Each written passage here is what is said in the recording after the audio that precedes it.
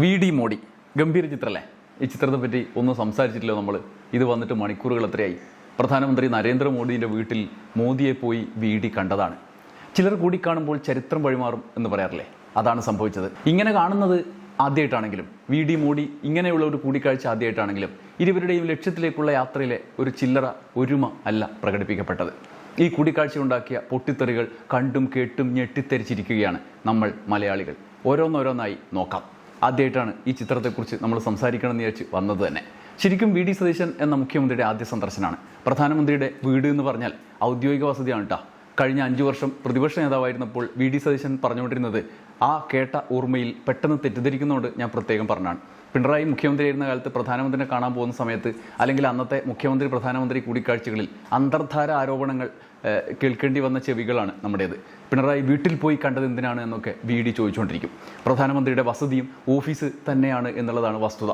ഇത്തവണ പക്ഷേ ആ ആരോപണം ഉണ്ടായില്ല, ഉണ്ടാവുകയുമില്ല. കാരണം ആ ആരോപണം ഉന്നയിക്കേണ്ട ആൾ തന്നെയാണ് പോകുന്നത്. വി.ഡി. സതീശൻ്റെ ഭാഷയിൽ കുമ്പിട്ടോ കുനിഞ്ഞിരുന്നോ വളഞ്ഞിരുന്നോ എന്നൊന്നും നമുക്കറിയില്ല. പക്ഷേ കേരളം നേരിടുന്ന പ്രധാന പ്രശ്നങ്ങൾ, മോദിക്ക് ബുദ്ധിമുട്ടുണ്ടാക്കുന്ന പ്രശ്നങ്ങളൊന്നും മൂപ്പര് പറഞ്ഞിട്ടില്ല എന്നതാണ് കൂടിക്കാഴ്ചയുടെ ഒന്നാമത്തെ വിഷയം. ഉദാഹരണത്തിന് പെട്രോൾ വില ഇങ്ങനെ മരുന്ന് കഴിക്കുന്നത് പോലെ 2 നേരം വെച്ച് കൂടിയാൽ നാട്ടുകാർ ദുരിതത്തിലായിരിക്കില്ലേ? ഇത് ശരിയല്ല. ഗ്യാസിൻ്റെ വില കൂടിയത് മൂലം ചെറിയ കടകളൊക്കെ അടച്ചു പോകുന്ന അവസ്ഥയാണ്, ജനം ദുരിതത്തിലാണ്. ഇതൊന്നും ശരിയല്ല എന്ന് പ്രധാനമന്ത്രിയോട് പറഞ്ഞോ? നേരിട്ട് പറഞ്ഞില്ലെങ്കിലും പുറത്ത് കേന്ദ്ര സർക്കാരിൻ്റെ നടപടി ശരിയല്ല എന്ന് മാധ്യമപ്രവർത്തകരോട് പറഞ്ഞോ? ഇല്ല, അതൊന്നും പറഞ്ഞില്ല.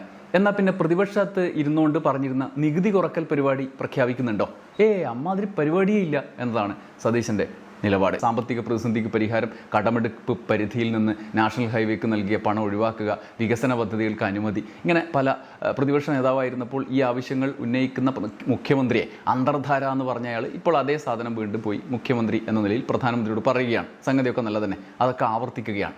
ഏറ്റവും രസം അതല്ല, മരിക്കും വരെ എതിർക്കും എന്ന് പറഞ്ഞ ടണൽ പ്രൊജക്റ്റ് അടക്കം നടത്തിക്കിട്ടണേ എന്ന് വരെ, വയനാട് ടണൽ പ്രൊജക്റ്റ് അടക്കം നടത്തിക്കിട്ടണം എന്ന് വരെ പ്രധാനമന്ത്രിയോട് ആവശ്യപ്പെട്ടു. എന്നിട്ടൊരു ന്യായീകരണവും അദ്ദേഹത്തിന്റെ ഭാഗത്തുനിന്നുണ്ടായി. ഒരു ഗവൺമെന്റ് എന്ന് വെച്ചാൽ അടുത്ത ഗവൺമെന്റ് വരുമ്പോൾ കണ്ടിന്യൂവേഷൻ ആണ്. തുടങ്ങി വെച്ച പദ്ധതികൾ വഴിയിൽ ഉപേക്ഷിച്ച് കാശ് കളഞ്ഞിട്ട് പോകാൻ പറ്റുമോ? പറ്റില്ല. നമ്മൾ എന്തെങ്കിലും വിമർശനം ഉയർത്തിയിരുന്നെങ്കിൽ ആ വിമർശനം കാര്യഗൗരവത്തോടു കൂടിയുള്ള വിമർശനമാണ്. അത് പരിശോധിച്ച് വേണ്ട രീതിയിൽ ടണൽ പ്രോജക്ട്, വയനാട് തുരങ്കം ഉണ്ടാക്കാൻ വേണ്ടി പശ്ചിമഘട്ടം മലനിരകൾ, കേരളത്തിന്റെ പ്രകൃതി സമ്പത്തായ മലനിരകളെ തകർക്കാനും അതിന് തുരങ്കം വയ്ക്കാനും ഉള്ള പദ്ധതിയാണ് ടണൽ പ്രോജക്റ്റ്. വയനാട്ടിൽ പെട്ടെന്ന് എത്താൻ വേണ്ടിയിട്ടുള്ള ടണൽ പ്രോജക്റ്റ്, അതിനൊക്കെ ഞങ്ങൾ എതിർക്കും, ശക്തിയായി ഞങ്ങൾ എതിർക്കും, ഒരു സംശയമില്ല. ഈ ടണൽ പ്രോജക്റ്റ് പശ്ചിമഘട്ട മലനിരകളിൽ വലിയ വ്യത്യാസം ഉണ്ടാക്കും. ഇങ്ങനെ ടണൽ ഉണ്ടാക്കാൻ പോകുന്ന ഒരു പദ്ധതിയെ ഞങ്ങൾ അംഗീകരിക്കില്ല. ഇത് കഴിഞ്ഞ് ചോദ്യം വന്നപ്പോൾ മതി എന്ന് പറഞ്ഞ് സ്ഥലം വിടുകയും ചെയ്തു. ഉത്തരമില്ലാഞ്ഞിട്ടല്ലേട്ടാ, മൂപ്പര് മുഖ്യമന്ത്രിയല്ലേ, അത്രയൊക്കെ ചോദിക്കാൻ പാടും.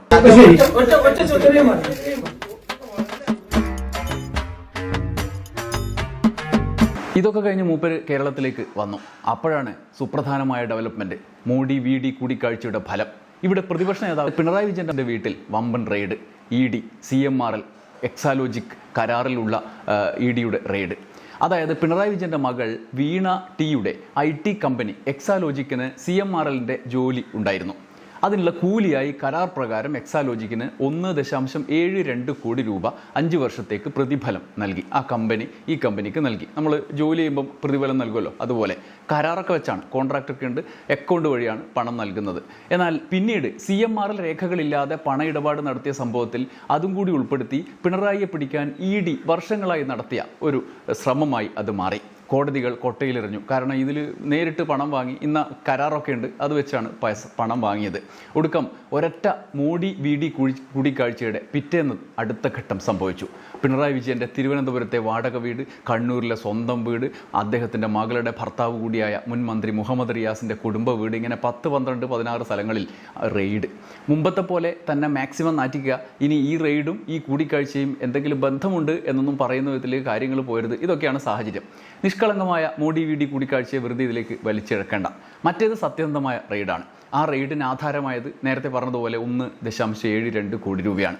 അതിൽ ധാർമ്മികമായ പ്രശ്നം ഉണ്ട് എന്ന് CPM-കാരൻ ചൂണ്ടിക്കാണിക്കുന്നുണ്ട്. പക്ഷേ അത് നിയമപ്രകാരം നിലനിൽക്കും. മുഖ്യമന്ത്രിയായിരുന്ന ഒരാൾ, വലിയ നേതാവാണ്, അദ്ദേഹത്തിൻ്റെ മകൾ ഇങ്ങനെ ഒരു ജോലി ചെയ്യണോ വേണ്ടയോ എന്നൊക്കെയുള്ള ചോദ്യങ്ങൾ ചോദിക്കാം. ഇത്രയും പണം കൈകാര്യം ചെയ്യണോ എന്നൊക്കെ നമുക്ക് ചോദിക്കാം. പിണറായി വിജയൻ അങ്ങനെ ആവണോ? വി.ഡി. സതീശൻ ആകും പോലെ അല്ലല്ലോ പിണറായി വിജയൻ ആവുന്നത്. അങ്ങനെ ഒരു രീതി നമ്മുടെ നാട്ടിലുണ്ട്. പക്ഷേ ഓരോരുത്തരും ഓരോ പൗരരാണ്, അവർക്ക് ജീവിക്കണമല്ലോ. അതിനവർ സ്വതന്ത്രമായ സാഹചര്യം ഉപയോഗിച്ച് ഒരു കമ്പനി ഉണ്ടാക്കി, IT കമ്പനി ഉണ്ടാക്കി, അതിൽ പല ആളുകളോട് കരാറിൽ ഏർപ്പെടും, അല്ലെങ്കിൽ ജോലി ചെയ്തതിന് കൂലി വാങ്ങിക്കും. അങ്ങനെ ഒരു പരിപാടി അവിടെ നടന്നിട്ടുണ്ട്. അതിന് രേഖകളുണ്ട്. പക്ഷേ ഇങ്ങനെ ഒരു കേസുമായി കുറേ വർഷങ്ങളായി നടക്കുന്നു. ആ കമ്പനിയും പൂട്ടിക്കെട്ടിച്ചു. ഇപ്പം അതില്ലാതെ, ജോലിയൊന്നുമില്ലാതെ മുഖ്യമന്ത്രിയുടെ മകൾ ജീവിക്കുന്നുണ്ട്. മുഖ്യമന്ത്രി സ്ഥാനമൊക്കെ കഴിഞ്ഞപ്പോൾ വാടക വീട്ടിലാണ് താമസം. സ്വന്തം വീട് കണ്ണൂർ മാത്രമേ ഉള്ളൂ. എന്നാൽ അപ്പുറത്ത് മോദിയെ കണ്ട കൂടിക്കാഴ്ചയ്ക്ക് വേറൊരു മാനമുണ്ട്. വീണയുടേത് നിയമപരമായ നടപടിക്രമങ്ങൾ പാലിച്ച് ജോലിക്ക് കൂലി എന്ന് കോടതിയിൽ വാദിച്ചു നിൽക്കുമ്പോൾ അപ്പുറത്തുള്ള കാര്യമാണ് കോടികൾ വാങ്ങിച്ച നേതാക്കൾ, മാധ്യമപ്രവർത്തകർ, ഇവരുടെയൊക്കെ പേര് വിവരങ്ങൾ കേന്ദ്ര ഏജൻസികളുടെ കയ്യിലുണ്ട്. മനോരമ പത്രം തന്നെ അത് പണ്ട് പ്രസിദ്ധീകരിച്ചിട്ടുണ്ട്. ആ വാർത്തയുടെ ക്ലിപ്പിംഗ് ആണ് ഇത്. അതിൽ CMRLന്റെ chief financial officer K. Suresh Kumar ആദായ നികുതി വകുപ്പിന് നൽകിയ മൊഴിയിലെ കുറേ പേരുകളുണ്ട്.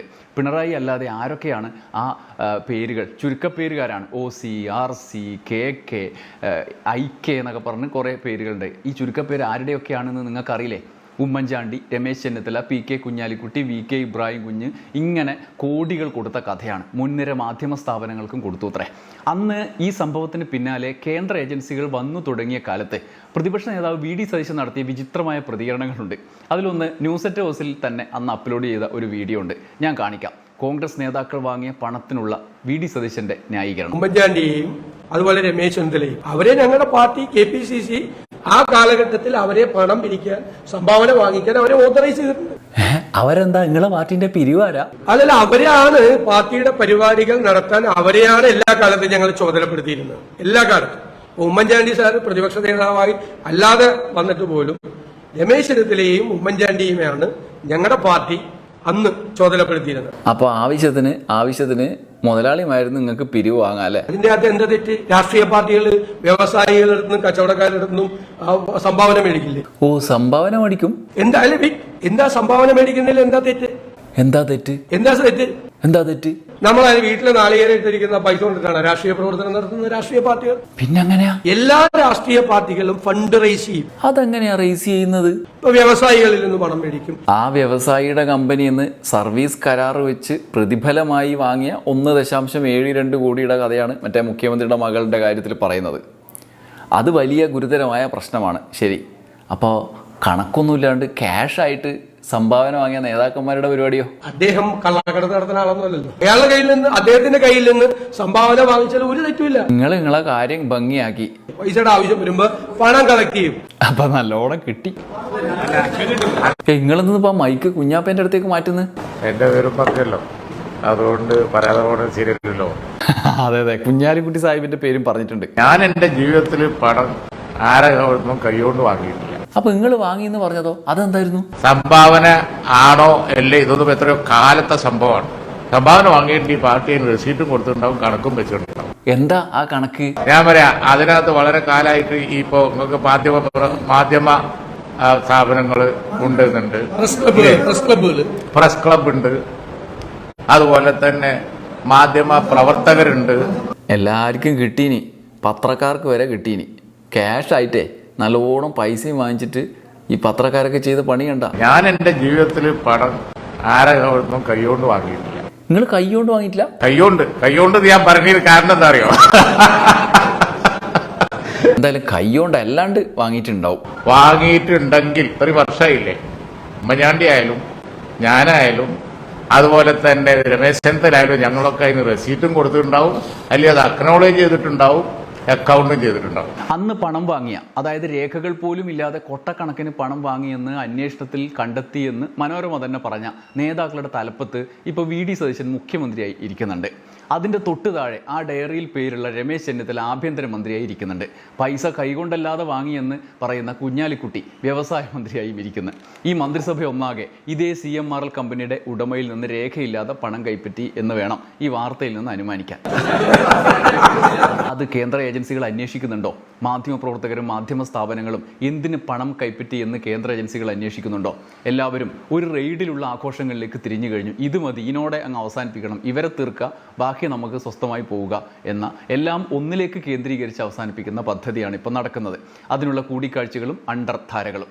എന്തായാലും ഒരു കാര്യം ഉറപ്പാണ്, ഇതുകൊണ്ട് CPM ഗുണമുണ്ടായി. എന്താണത്? CPM ഈ തെരഞ്ഞെടുപ്പ് പരാജയത്തിൻ്റെ തുടർച്ചയായി നാടുനീളം പാർട്ടിക്കാരുടെ അഭിപ്രായങ്ങളും തേടി വിമർശനങ്ങളും ഏറ്റ് പിണറായി വിജയനും പാർട്ടിയും എങ്ങനെ മാറണം എന്നൊക്കെ ആലോചിച്ചുകൊണ്ടിരിക്കുമ്പോൾ മാധ്യമങ്ങളും ഭരണകൂടവും ഒന്നാകെ, സംസ്ഥാന സർക്കാർ ഒന്നാകെ ഇവിടുത്തെ പ്രധാന വില്ലൻ CPM ആണ്, അവരെ ഉടനെ തീർക്കാനുള്ള പരിപാടികൾ നടത്തുമ്പോൾ ആകെ ആശയക്കുഴപ്പത്തിലായിരുന്നു പാർട്ടി അണികൾ. പക്ഷേ ഇപ്പം ഈ ഒരു റെയ്ഡിൻ്റെയും ഈ രണ്ടാം ഘട്ട പരിപാടിയുടെയും തുടർച്ചയായി അവർക്കൊരു ഒരുമ ഉണ്ടാക്കാൻ ഈ റെയ്ഡ് കൊണ്ട് കഴിയും. അതിനനുസരിച്ചിട്ടുള്ള പ്രതികരണങ്ങൾ നമ്മൾ പുറത്തുനിന്ന് കാണുന്നുണ്ട്. ആളുകൾ പല ചോദ്യങ്ങൾ ചോദിക്കാൻ തുടങ്ങി. മോഡി VD അച്യുതണ്ടിൻ്റെ കഥകൾ ആളുകൾ ചോദിക്കാൻ തുടങ്ങി. പാർട്ടി അണികൾ ഈ ക്ഷീണത്തിൽ നിന്ന് ഒന്ന് ഉണർന്നു. തെരഞ്ഞെടുപ്പിൻ്റെ ക്ഷീണം മറന്ന് അവരുണർന്നു. അതുകൊണ്ട് ഈ മോഡി VD ED റെയ്ഡിൻ്റെ തുടർച്ചയായിട്ട് ഉണ്ടായ അനുരണനം എന്ന് പറയുന്നതിൽ സുപ്രധാനമായ കാര്യം ഇതാണ്. CPM-ന് ഒരു ഉണർവ് നൽകാൻ, അവരായിട്ട് തിരുത്താൻ ശ്രമിച്ചുകൊണ്ടിരിക്കുന്ന ആളുകളെ സ്വയം തിരുത്തുന്ന ആളുകൾ എന്ന് പറഞ്ഞ് നമ്മൾ പല തെരഞ്ഞെടുപ്പ് ഫലവും മണ്ഡലങ്ങളിലെ ഫലവും വിലയിരുത്തുന്നുണ്ട്. അങ്ങനെ തിരുത്താൻ തന്നെ ഇറങ്ങിയ ആളുകൾ ഇത് തിരുത്താൻ വേണ്ടി പാർട്ടിക്ക് പിന്നാലെ അണിനിരക്കുന്ന, തെരുവിൽ തന്നെ ഇറങ്ങുന്ന കാഴ്ച നമ്മൾ കാണുന്നുണ്ട്. അതുകൊണ്ട് തെരഞ്ഞെടുപ്പിൻ്റെ ഈ ഒരു വീഴ്ചയിൽ നിന്ന് അവർ ഉണർന്നു വരാനുള്ള ഒരു സാഹചര്യം ഒരുങ്ങി എന്നുള്ളതാണ്. ഒരു ഭാഗത്ത് രക്ഷാപ്രവർത്തനത്തിൻ്റെ പേരിലുള്ള കേരളത്തിൻ്റെ സർക്കാരിൻ്റെ പരിപാടികൾ, മറുഭാഗത്ത് ED റെയ്ഡിൻ്റെ പേരിലുള്ള കേന്ദ്രത്തിൻ്റെ പരിപാടികൾ, അതിന് മുകളിൽ VD മോഡി കൂടിക്കാഴ്ചയുടെ നാടകങ്ങൾ ഒക്കെ നടക്കുന്നുണ്ട്. അതുകൊണ്ട് ഒരു കാര്യം, ഈ ചിത്രം കണ്ട് ആരും സംശയിക്കരുത്. മോഡിയോട് സതീശൻ പറഞ്ഞിട്ടൊന്നുമല്ല ഇതൊന്നും നടക്കുന്നത് എന്ന് നിങ്ങൾ മനസ്സിലാക്കണം. മോഡീശൻ എന്നൊക്കെ വിളിച്ച് സതീശനെ വിളിച്ച് പരിഹസിക്കുന്നവർ ആ വിളിയിൽ നിന്ന് പിന്മാറണം. മോഡി VD ED എന്ന് പറയുന്നത് അത്ര വലിയ സമവാക്യമല്ല. മോഡിയും VDയും കൂടി കണ്ടത് കേരളത്തിൻ്റെ നന്മയ്ക്കാണ്. കുനിഞ്ഞിട്ടല്ല, നിവർന്നിട്ടാണ് കണ്ടത്. അദ്ദേഹം കൊടുത്ത സമ്മാനം പിണറായി കൊടുത്ത 6 മുള കണ്ണാടിയല്ല, വേറെ ചില കഥകളിയാണ്. അതുകൊണ്ട് മാത്രമല്ല, VD സതീശൻ്റെ കൂടിക്കാഴ്ചയ്ക്ക് അങ്ങനെ ഒരുപാട് ഗുണങ്ങളുണ്ട്. നിങ്ങൾ ആരും സംശയിക്കരുത്. മോഡി VD കൂടിക്കാഴ്ച ഇനിയും തുടരും. കൂടി കണ്ടില്ലെങ്കിൽ പോലും അണ്ടർധാര വഴി അവർ കണ്ടോളും. നന്ദി, നമസ്കാരം.